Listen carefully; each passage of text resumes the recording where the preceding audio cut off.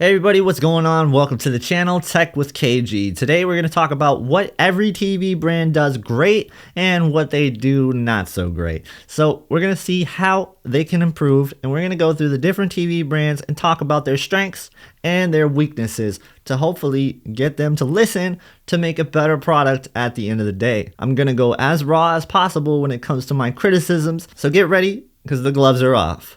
All right, let's go for the first one, and that is Samsung. So Samsung knocked it out of the park with a lot of their TV releases. They definitely have the best LCD TV on the market, in my opinion, and quite possibly the best OLED TV on the market as well. However, there is a lot of gripes that I have with Samsung that we have to address. But first, let's talk about the strengths of the Samsung brand. What Samsung brings to the table that no other brand has is that reputation of delivering the most color pop. They are the TV that people get when they think of a TV that is going to make images just come to life, and not necessarily in a reference way, because a lot of people don't really care about that. Really, they just care about what's going to pop the most to them. And that's why really a lot of people watch TV in the first place. That's why they buy these big expensive TVs, so they can get that wow moment out of their TVs. And that's certainly what they delivered with the S95B this year. And, you know, we saw so much controversy around that TV. And I guess that brings me to my next point is stop changing things after release.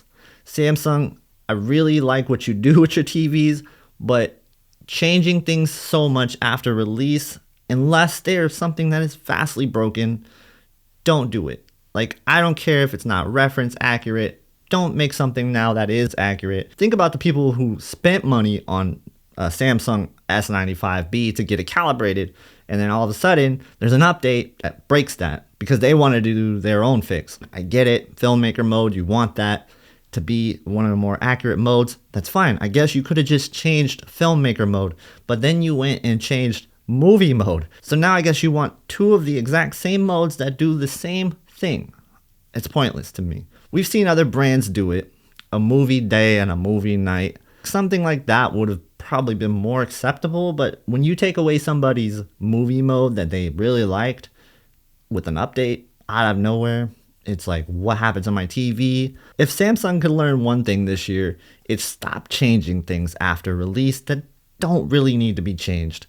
Like, we are buying the TV based on what we heard other people say about the TV. When we get the TV, we're happy about it, or we aren't. And if we aren't, we usually take it back. But for years, Samsung has been changing things after release with picture quality in mind, and maybe they shouldn't do this. I know there's people that will argue against this because they like what Samsung does, because the picture does get better with time. And if you give Samsung enough time, that picture will probably be the best that it's been since you bought the TV. But there's going to be a lot of growing pains and a lot of moments where you don't know what happened to the image and you liked it prior, but after updating, something about it just isn't right. Why even have that as a thing? I feel like people would rather just buy the TV and it is what it is. Stop changing picture quality with firmware updates. That's all I can ask for the future, and I hope they will listen to that feedback, because the firmware updates have been a headache, not only for me as a creator having to talk about them and test them out and figure out what changed, but just in general. I think people don't want their picture quality to change after the fact. Samsung, listen to me. Stop what you're doing with the firmware updates. It's not working. It hasn't worked for years, and I'm honestly sick of it, and so is everybody else. So something Samsung does great is going to be gaming. I think they really knock it out of the park with their gaming features. Game Motion Plus, something no other TV does. So unique, so awesome to have, especially for those 30 FPS games. Thank you for that, Samsung. I think that's really excellent. I think you innovating with some of the game bar features, being able to change different gaming profiles and have all the expert settings be changed with that. Amazing, awesome, that kind of stuff. continue doing it, because you're definitely innovating in the gaming space, and gamers are thankful for that, because for a while now gamers have been ignored when it comes to TVs, but LG and Samsung have come along and really changed that. So I thank you both for doing that. My advice for Samsung is stop trying to be something you're not. Don't change the picture quality to appease a different crowd. People are buying these TVs for that color pop, and they just don't really care if it's reference accurate or not. If they cared about that, they would buy a different TV and get it calibrated, or they would calibrate your TVs. But if you keep changing picture quality with TV updates, you're going to ruin their picture, and the money that they spent on calibration is going to be lost. So they're going to be really upset and never return for that. So stop trying to please everybody. Keep doing what you do. That's your strength. You deliver picture quality enhancements, processing enhancements that really build on the strength of what Samsung is known for, and that's that picture pop. Keep doing that. Forget about everything else. Stop trying to be something you're not, and keep going. All right, LG. All right, listen up, LG. Everything that you do is really great. There's only a couple of complaints that I have with your TVs. A lot of it is just really game mode in general. I think game mode is something that works really well for the most part in terms of features and everything that you offer. You are very much innovating in that space. However, there are so many limitations within game mode that I think just boggle my mind. Like, why do I not have the ability to use smooth gradation in game mode? So if there's any posterization in gaming, smooth gradation does absolutely nothing. It doesn't matter what setting I select, it does nothing. So that is a real big disappointment. I also have a really big issue with your SDR game mode. Your SDR game mode is absolutely the worst of all the brands, and I can't think of why you would limit so much in SDR game mode. Most of the options are grayed out in SDR game mode, and I would just love the ability to change my peak brightness in SDR game mode. I don't care if it's accurate or not. That's what I want. I just want a brighter SDR gaming experience, especially from the games that don't offer HDR. What is that? How much is that to ask? Sony has it, Samsung has it. Why don't you have it? Other than that, I think that LG does a really good job with gaming. You can make arguments saying they need a little bit more HDR game modes, a little bit different options there, but they still offer something that no other gaming TV offers, and that's the ability to have a more accurate image with HGIG, or you can use dynamic tone mapping on. I do wish they had a little bit better HDR game modes in terms of the tone mapping options selectable, but that's really nitpicking. And the only other complaint that I have with LG is going to be the processing. I think that they still have a long ways to go here.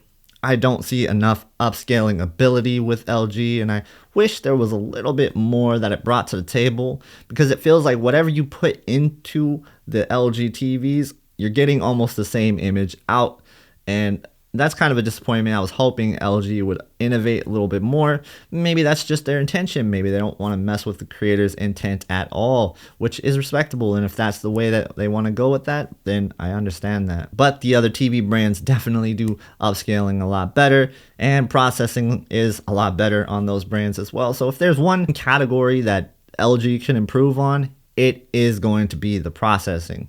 Step it up there, and I think you're going to have a really great bright future. Also, you're going to have to innovate with the new QD OLED technology that's out there. You need to answer for that, because if you're going to sit on the same technology year after year, it will not really fly, especially when more and more TVs start innovating with the gaming features to go on top of that.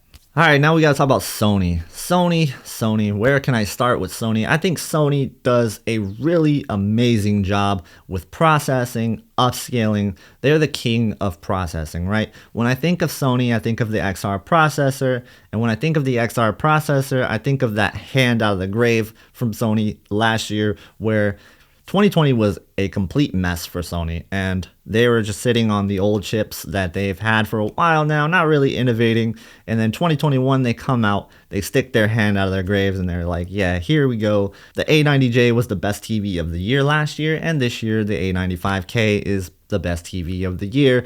When we're talking about the overall picture quality, there's no beating Sony. Sony is the king of picture quality. And when you're thinking about TVs, that's the first thing you think of. So yeah, most movie, TV watching people should gravitate that way. If you're a gamer, however, well, that's where the issues arise. Now, I just want to start by saying that game mode picture quality is really great, and I don't have too many complaints there. It's just really gaming features and HDMI 2.1. You still only have 2 ports. We just need more gaming features. We don't have anything that is unique for gamers. We don't have anything that you would want to buy a Sony TV for just for gaming. You can talk about the PS5 stuff, but a lot of that is actually not even that great. And you would be better off doing HDR calibration through the screen yourself, because you're going to get lifted blacks sometimes with this HDR calibration that Sony is automatically doing. I'd love to see something like a game bar. It's not something that is necessary, but it would be cool to see. And we just need more gaming features in general. We need more. Having the ability to have the logo dimming turned off with the ASBL, that would be really nice for the Sony OLEDs. So we'd love to see that as well. We're talking about what Sony does great. I think of things like reality creation, which does go back to processing and upscaling. The reality creation engine is unlike something I've ever seen before in any other TVs. And I know they've had it for a while, but it just got so much better with the XR processor that I have not a lot of complaints for this. And it's going to keep improving. I have a whole video talking about reality creation, which I really wouldn't change anything that I said in that video, so I consider that still valid to this day. So if you want to check out that video, learn more about reality creation, you can do so at the end of this one. Alright, if you enjoyed this video, please hit the like button, consider subscribing, and check out my other video at the end on reality creation if you haven't already to learn more about that. Alright, thank you guys so much for watching. Have a great day, and I'll see you in the next one.